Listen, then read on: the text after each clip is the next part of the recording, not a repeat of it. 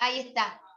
Hoy es 18 de mayo, Día de la Escarapela, que les mandé ahí en el grupo un videíto para que tengan ahí presente. Y bueno, el martes que viene no vamos a tener clases el martes, pero los voy a esperar el miércoles de la otra semana, ¿sí? Para la clase de consultas o para recuperar la clase del martes. Así nadie se queda sin actividad, ¿sí? ¿Cómo andan ustedes? ¿Todo bien, chicas? Todo bien. ¿Mejor usted, Adriana, que anduvo media pachucha la otra semana?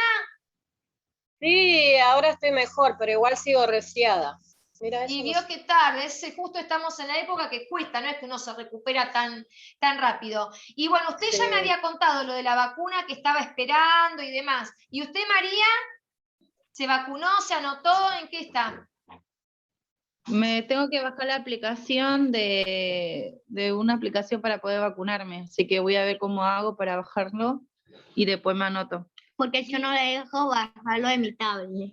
Ay, Dios mío. ¿Y usted está interesada en vacunarse o no? Sí, ya fue. Está bien, está bien. Bueno, sí, porque ahora estaban dando la Tiempo, segunda dosis. Lo primero tiempo no estaba tan interesada, pero ahora ya está, porque he visto mucha persona que muere de eso. Entonces como que me daba miedo. Y ahora dije, ya está, si no me mata el COVID, bueno, me vacuno y ya está. Claro.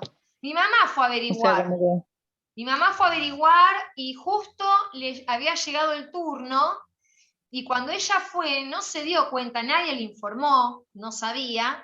Mi mamá justo se había aplicado la vacuna de la gripe, porque ella, bueno, es paciente de riesgo, porque tiene un solo riñón, tiene un par de cuestiones, ¿no? De salud.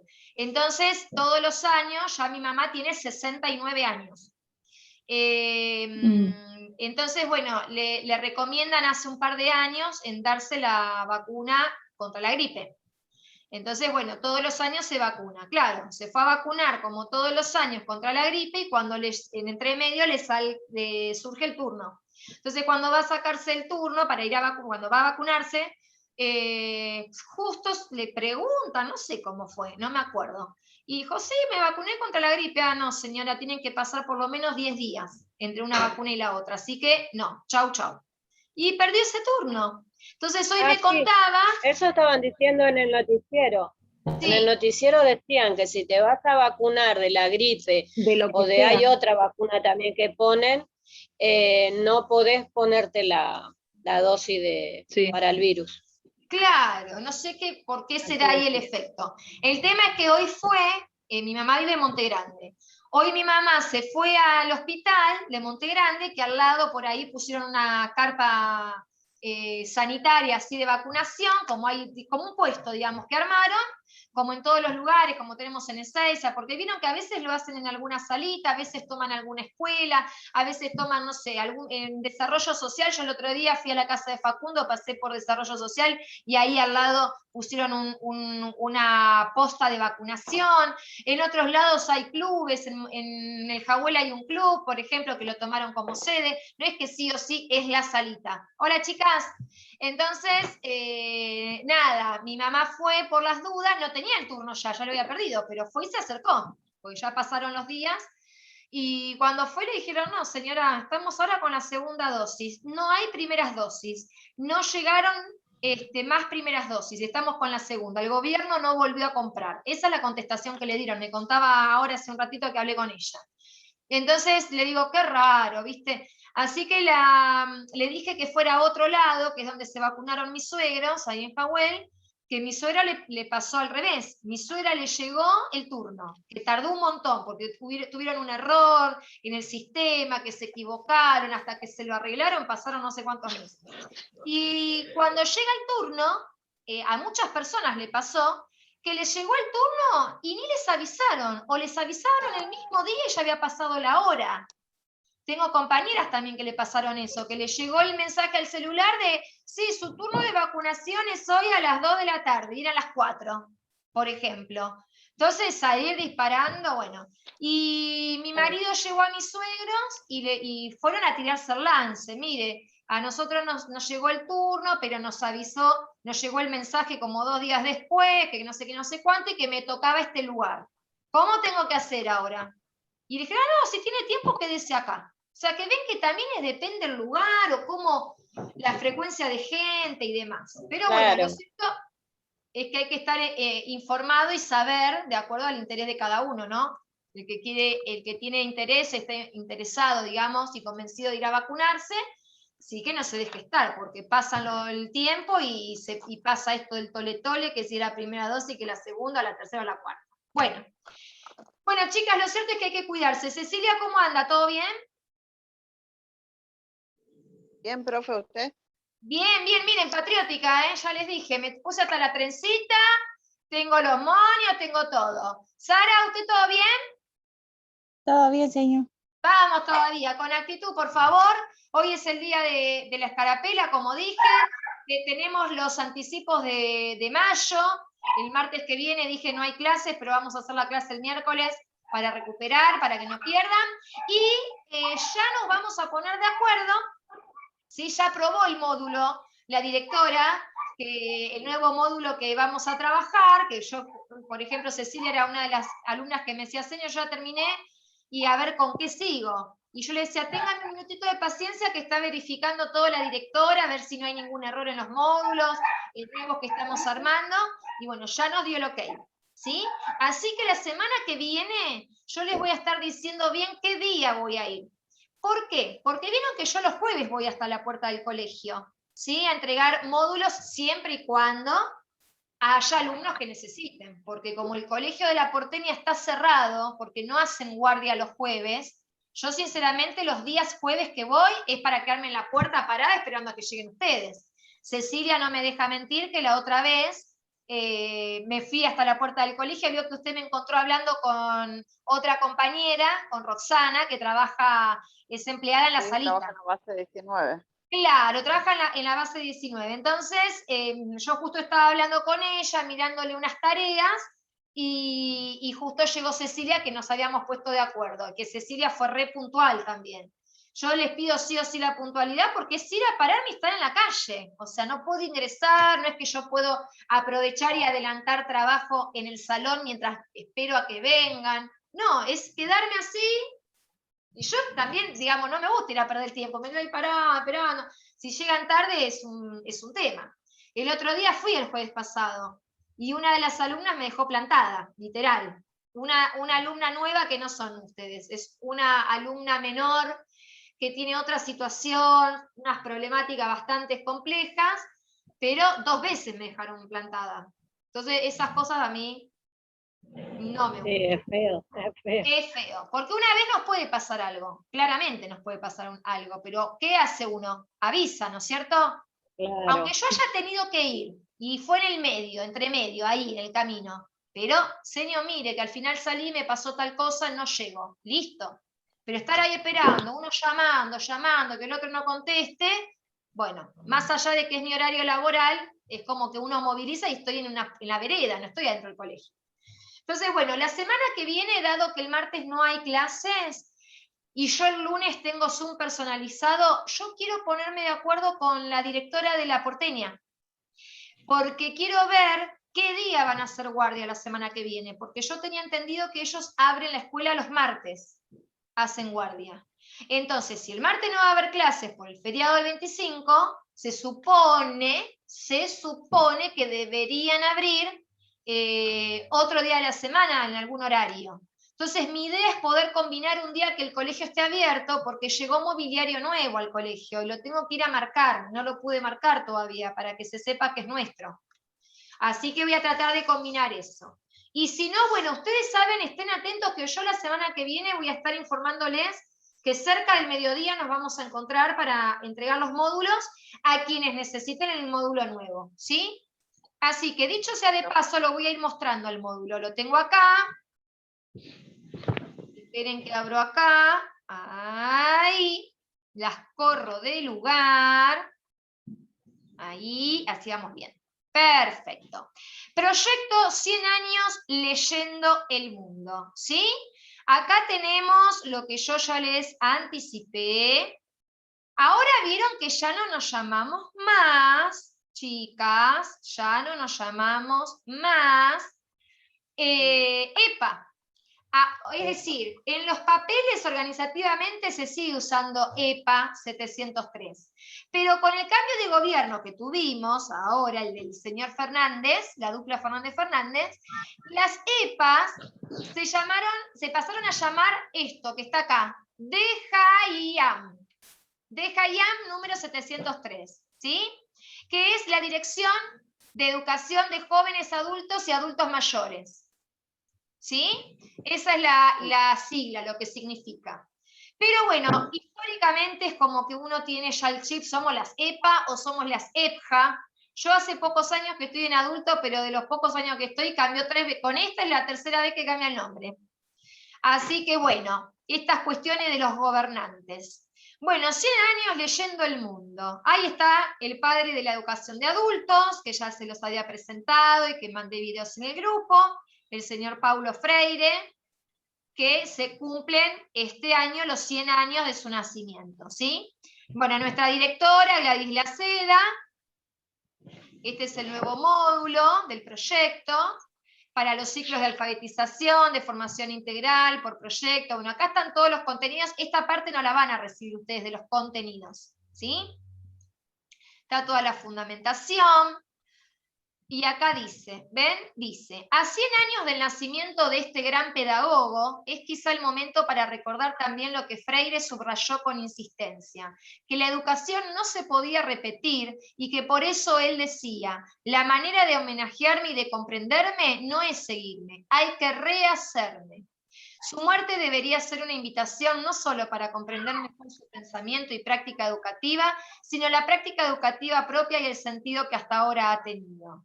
Dice, los hombres no se hacen en el silencio, sino en la palabra, en el trabajo, en la acción, en la reflexión. El diálogo implica un encuentro de los hombres para la transformación del mundo, por lo que se convierte en una exigencia existencial. ¿Sí? Entonces dice acá, esa transformación no se puede dar solo en la conciencia teórica e individual, sino que tiene que ser una práctica social. La concientización es reflexión, que orienta la acción concreta, ¿sí? Para producir el cambio de la situación deshumanizante. ¿Qué significa todo esto? ¿Sí? En esta fundamentación y que hay un par de cuestiones más. Que las personas, los adultos, ¿sí? Cuando, dejo de compartir un segundo, las personas que concurren a la educación de adultos, ¿sí? Ya a comparación de otros alumnos que tienen otras edades, como las de nuestros hijos o de los nietos, tenemos una ventaja, ¿sí? Que tenemos una determinada experiencia de vida ya, porque somos adultos, que tuvimos que afrontar distintas situaciones de vida.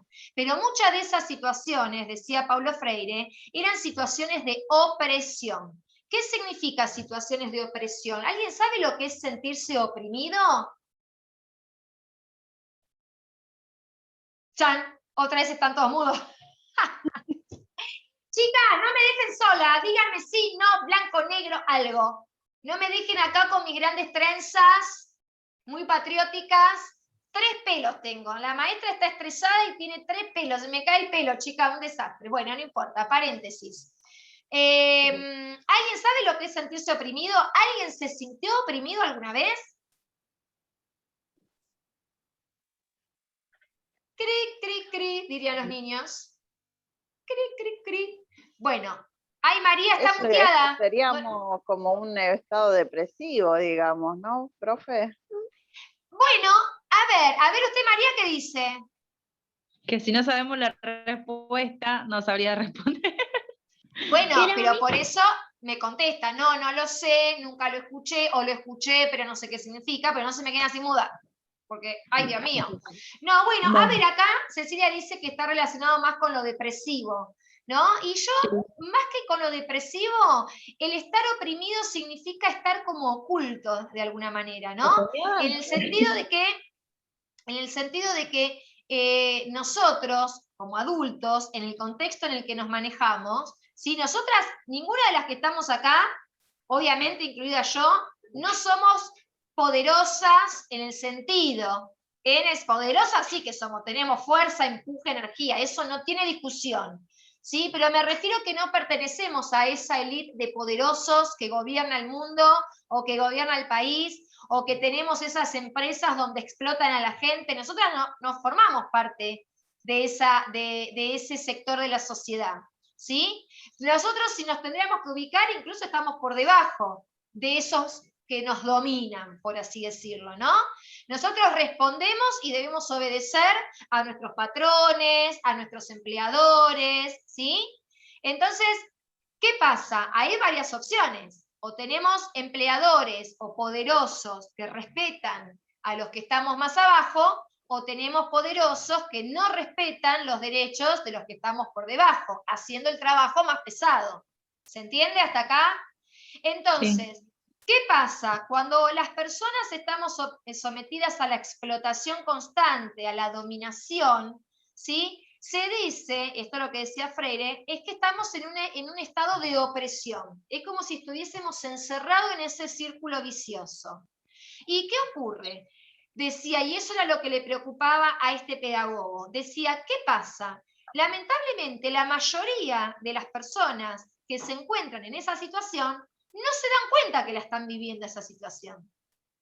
Miren lo interesante de lo que decía él.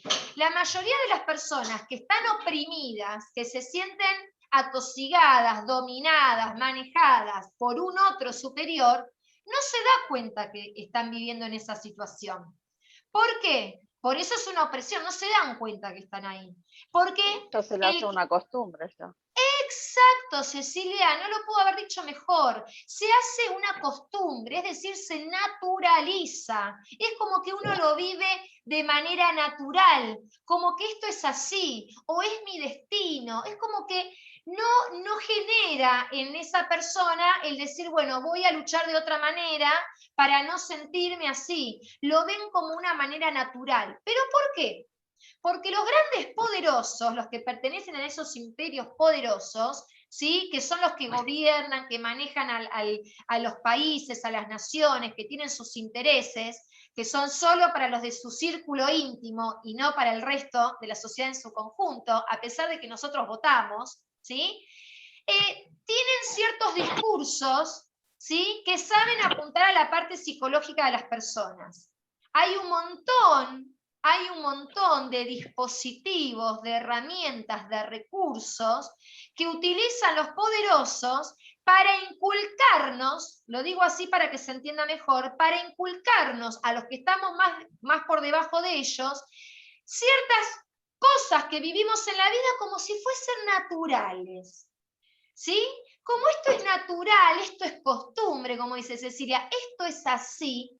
Si esto es así, porque es el sentido común, porque es la ley de la vida, ¿para qué voy a ir en contra de eso? Si esto es lo natural, es como si fuese lo que debe ser.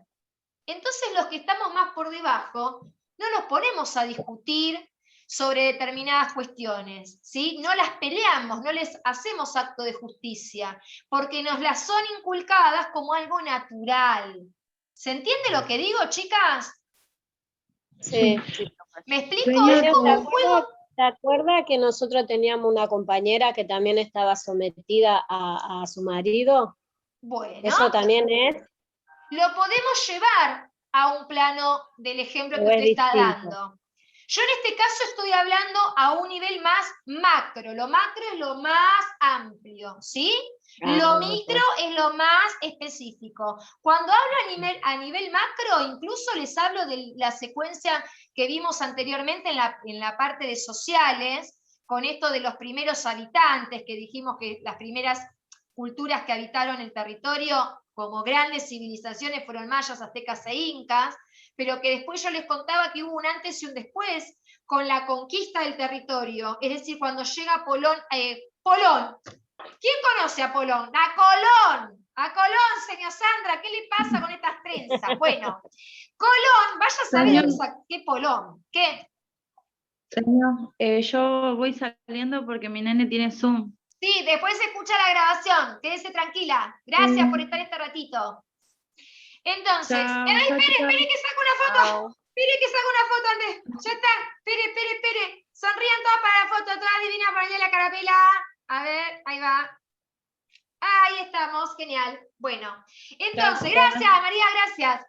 Entonces, cuando yo hablo de esto, hablo de que cuando llegó Colón, ya desde aquella época, que descubre el territorio, no es que lo descubre porque no sabían que existía acá este territorio ya estaba ocupado. Pero cuando él le da aviso al rey de España, y ven que en estas tierras hay riqueza, hay mano de obra, porque estaban los indígenas, ¿sí?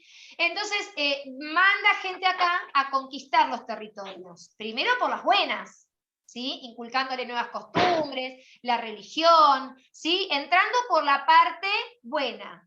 Pero el que después se daba cuenta de los verdaderos intereses que tenía esta gran potencia, que era el rey, claro, la gente empezó a resistirse. ¿Cómo? ¿Me están queriendo cambiar la religión? ¿Me están queriendo cambiar la forma de trabajo? ¿Que ahora tengo que trabajar para tal persona y estoy explotado todo el tiempo?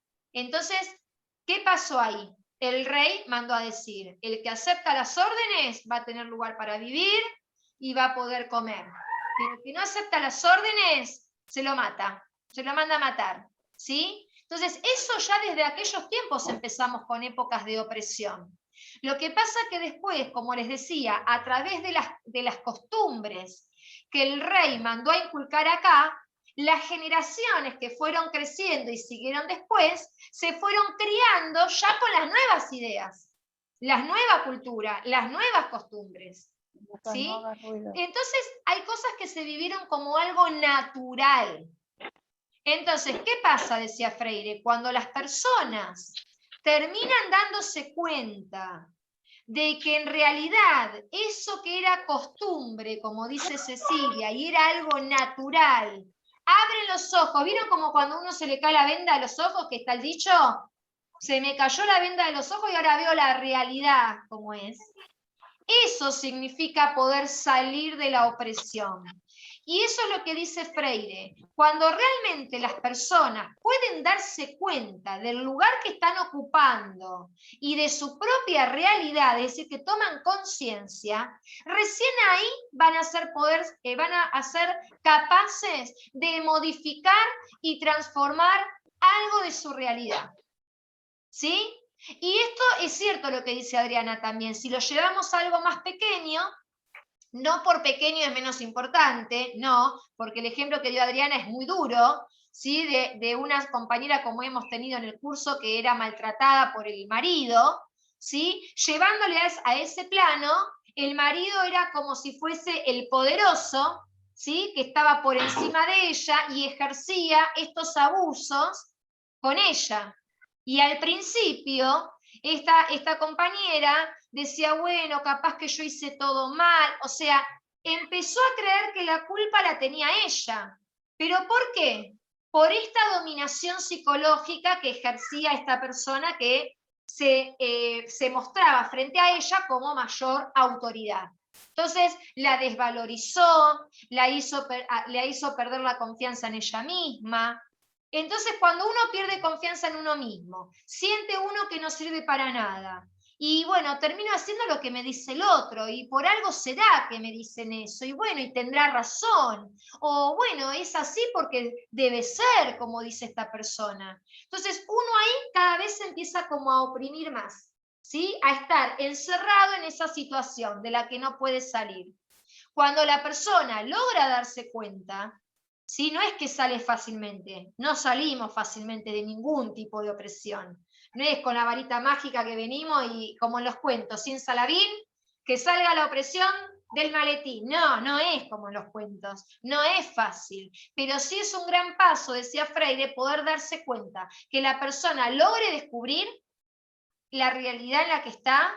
Es el primer paso para tratar de empezar a salir y luchar por sus derechos y por lo que considera que es justo. Y bueno, ustedes vieron, estamos todos en la realidad, somos todas grandes, sabemos que muchas veces en esta lucha y en esta búsqueda de justicia o de hacer valer nuestros derechos, muchas veces nos va bien y muchas veces nos va mal, ¿sí? Pero a lo la cierto... mayoría le va mal, profe. ¿Cómo? Con los casos, a la mayoría de las mujeres, lamentablemente, cuando es como usted dice, sale de esa opresión, Y bueno, la única ayuda que hay para esas mujeres es la justicia, pero cuando hace todo correctamente, lamentablemente están, si se puede decir, esa clase de personas psicópatas que vienen a la casa, ingresan nuevamente a la casa, por más que tengan o no tengan la perimetral, y le sacan la vida a la mujer, como si fuera, como si nada. Como Y si uno, nada. ¿en qué queda? ¿En qué queda la mujer? En nada. Uno, como quien dice, no dio el paso ese de salir de la opresión esa, pero no, hay algunas que no les sale bien, y hay otras que sí. Claro, Las personas, los hombres que cometieron ese error, comprenden, claro. llegan a comprender algunos. Algunos, no todos. Las personas No. que ejercen violencia física o psicológica frente a una mujer, un niño, quien sea, a veces pasa que mujeres ejercen violencia física o psicológica a otras personas, ¿sí? Son personas que están enfermas, ¿sí? Y no por estar enfermo vamos a justificar un acto bajo ningún punto de vista, pero tal cual usted dice, tiene que haber una justicia. Y cuando la justicia está corrompida, ¿sí? Que hasta esto cuando ustedes me he cansado de escuchar, le escuchamos en la tele, las escucho a ustedes, a compañeras que han pasado por esa situación, esta compañera que no importa quién ahora, que ya no está en el colegio, todo lo que tuvo que pasar, las denuncias que hizo, y prácticamente más o menos le decían, hasta que usted no esté muerta, no podemos hacer nada. Y eso es terrible. Eso habla también del grado de corrupción que hay, ¿no? Y de estas cabezas que manejan el país o los países, porque esto no es solo de acá. En otros países capaz que no pasa idéntico que acá, pero pasan otras situaciones también, donde los más poderosos manejan los hilos y a las personas como títeres, ¿sí? Entonces, la idea es siempre tener pequeños espacios de reflexión, donde cada uno pueda abrirse, compartir, opinar, dialogar, escuchar experiencias de otros para tomar en cuenta, comparar y empezar a abrir un poco más la mente, ¿sí? Y tratar de que el miedo tampoco nos oprima, ¿sí? En el sentido de que, bueno, el miedo es inherente a las personas, todos nacemos con miedo, yo tengo miedo, todos tenemos miedo a cosas, o a que le pase algo a los hijos, o a la muerte, o a la pérdida de algún ser querido, ¿sí? O a dar un examen, o a iniciar un estudio, ¿sí? Todo un primer trabajo, todos te sentimos miedo, ¿sí? El tema es que ese miedo no nos paralice para accionar. O sea, hacer a pesar de ese miedo, porque si nos seguimos paralizando, cada vez la opresión es mayor. Así que bueno, acá, que nos quedan pocos minutos, básicamente la primera actividad que vamos a tener que realizar, yo ya se las anticipo, pero yo después les voy a dar el módulo la semana que viene, ¿sí? Tienen unos días de descanso. Vamos a trabajar un poco con las actividades de la carta. En práctica del lenguaje vamos a trabajar con la carta. Acá está. Propuesta de actividades, ¿sí? A medida que se va trabajando con el proyecto, vamos a ir viendo estas propuestas. La carta. La carta, ¿sí? Es el primer tema que vamos a ver del lenguaje. El que no terminó el módulo anterior lo tiene que ir terminando, pero yo ya anticipo para el que ya terminó, esto es lo próximo que va a hacer, y el que no terminó ya va empezando a escuchar la explicación de lo próximo que va a tener que hacer para trabajar en este proyecto, ¿sí? La carta es un texto que sirve para comunicarse con alguien que no está presente. Las cartas pueden ser informales, es decir, que se escriben entre familiares o amigos. Por esta razón, el lenguaje es sencillo y hay una gran expresión de sentimientos. El que escribe la carta es el remitente y el que la recibe es el destinatario. Al enviar la carta por correo, ponemos los datos del remitente en el reverso del sobre y los del destinatario al frente. En ambos casos debemos colocar nombre, dirección, ciudad, localidad, código postal. A ver, aguárdenme un segundito.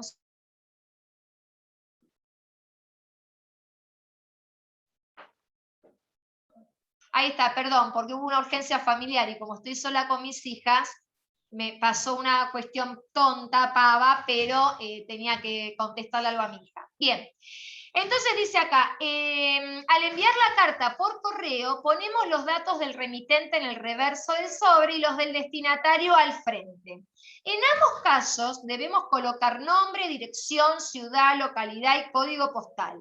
Estos datos son necesarios para que nuestra carta llegue a destino. Las cartas, ¿sí?, formales se utilizan cuando hay cierta distancia en relación con el destinatario. En la actualidad, la comunicación por carta ha sido sustituida en gran medida por el correo electrónico o email. Esto es muy claro acá, ¿no? La carta es otro tipo de texto, chicas. La carta es otro tipo de texto, ¿sí? Que es distinto a una receta, es distinto a la de un diccionario, es distinta a la de un cuento, es distinta a la de una novela, ¿sí? A la de una historia de terror, a la de una fábula, una leyenda, ¿sí? A estas historias, una poesía, por ejemplo, también podría ser, ¿sí? La carta es otro tipo de texto que tiene características que le son propias, ¿sí?, a ella y que no las tienen otro tipo de texto, ¿sí? Por eso acá, en el relato que ustedes van a tener cuando les mande el módulo impreso, esto es muy importante, estas características, ¿no? La carta formal es la carta a la que yo le dirijo a una persona con quien yo no tengo confianza, ¿sí? Si yo le tuviera que hacer a ustedes, le tuvieran que hacer una carta a la directora del colegio, pidiéndole algo, solicitándole, que intervenga en una situación, ustedes no le van a poder poner, che, Gladys, ¿sabe qué? Necesito un favorcito. No le voy a hablar de esa manera a la directora, porque no es mi amiga, ni mi marido, ni mi hija, ni una prima, alguien con quien yo tengo confianza, una compañera. No, en este caso es una autoridad, y yo no tengo una relación fuera del colegio con esa persona, ¿sí? Ni de amistad ni nada. Entonces yo me tengo que dirigir con una cierta formalidad, es decir, cuidando el vocabulario, ¿sí?, siendo correcta en mi expresión y tratando de que se comprenda lo que quiero transmitir, ¿sí? En cambio hay otras cartas que son informales. Ya la informal es la que no necesariamente tengo que estar tan serio, seria, tan rígido en la escritura, porque es alguien de confianza, ¿sí? Por ejemplo, mis hijas le hicieron una carta cada una a mi papá que vive en Córdoba, y le mandaron la carta. No le pusieron, señor abuelo, me dirijo a usted para... No. Hola, Lele, o sea, hablan en otros términos. ¿Por qué? Porque uno tiene confianza con esa persona que va a recibir la carta, ¿sí? Y las cartas tienen características también, otras características más. Que el que la escribe, ¿sí?, se llama el remitente. En el sobre, cuando uno escribe la carta la puede leer cualquiera. No, A veces solamente el receptor. no. Es más íntimo, va dirigido a alguien en particular. Exacto. Entonces, cuando escribo la carta, la tengo que guardar adentro de un Sobre. Exacto. Y ese sobre va cerrado. Pero ¿qué pasa? El sobre tiene un frente y tiene un revés. Entonces, acá lo que les deja bien en claro, ¿sí?, que ustedes cuando mandan la carta, ¿sí?, tienen que poner, dice, al enviar la carta por correo ponemos los datos del remitente en el reverso, es decir, en la parte de atrás. En la parte de atrás, donde cierro el sobre, ahí atrás va el dato del remitente, es decir, de quién la está enviando. Y en el frente del sobre, lo primero que se ve, tiene que ser la persona a quien va dirigida. Y tienen que estar los datos, tiene que estar el nombre completo de la persona, la dirección, el código postal, la ciudad, la localidad, todo, ¿sí? ¿Por qué? Porque si no, no va a llegar la carta a destino. ¿Se entiende? Y depende a quién se la mande, también el remitente, es decir, si la mandamos nosotras, atrás, en el sobre, tengo que poner mi nombre completo, también tengo que poner mi dirección, mi barrio, mi código postal, porque si esa persona después me quiere contestar la carta, también a través del papel, del formato papel, tiene que saber a dónde la tienen que entregar, a dónde tiene que llegar esa carta.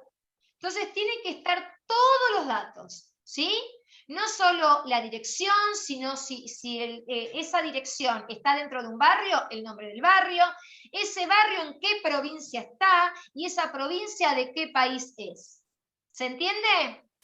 Porque, por ejemplo, acá nosotras en el partido de Seiza no tiene el mismo código postal cada una de las localidades. Ezeiza tiene el código 1804. Pero ¿cuál es el código postal de la Unión? ¿Alguien sabe? No, yo tenía entendido que era ese. Yo me manejaba con ese, pero ¿Y el de Tristán Suárez? no. No sé también, señor. Bueno, lo van a averiguar. Así nomás, les doy tarea. Y hay que ver, porque hay un número para identificar. Hay que ver si es el mismo o no. Fíjense el código postal de la localidad donde están ustedes. ¿Sí? Ah, bueno. Fíjense, porque si no les va a llegar las cosas a cualquier lado. La carta de los servicios, la única carta que no me gusta recibir era de la que tengo que pagar cosas. Esa no, hay que pagar la luz, hay que pagar esto. No me manden nada de eso. Bueno, y luego vamos a arrancar con todo esto de las cartas, ¿sí? Porque ya ahora queda un minutito y pico, pero básicamente vamos a arrancar el lenguaje con las cartas. Así que ya pueden ir explorando un poquito. Hoy en día, piensen, miren, yo cuando era chica, o sea, el año pasado, cuando yo iba a la primaria, yo me acuerdo que la maestra de primer grado, la excursión que hicimos, vivía en Monte Grande, la excursión fue ir hasta el correo. El correo quedaba a pocas cuadras de mi escuela. Y me acuerdo que fuimos todos, escribimos la carta a nuestras familias y nos fuimos todos caminando hasta el correo y mandamos, estaba el empleado que nos mostró dónde teníamos que ponerle el sobre y toda la historia, ¿no? Y fue toda una experiencia, porque se usaba mucho el poder escribir cartas, porque no estaba el celular, no estaba el WhatsApp, no estaba internet, ni se sabía lo que era eso. Bueno, pero hoy en día, como dice acá, en la actualidad la comunicación por carta ha sido sustituida. No es que no se puede, nadie más escribe una carta, se escriben cartas, pero como ahora está el tema de internet, del correo electrónico, el email, el WhatsApp, que encima es barato, no tengo que estar pagando, ¿sí? Más si tenemos la misma línea telefónica, tenemos descuentos o beneficios, es más rápido el poder acceder a la comunicación con el otro, ¿sí? Así que vamos a tener que empezar a investigar sobre este tema y ya les dejo esta tarea. ¿Quién escribe las siguientes cartas? ¿Qué relación hay entre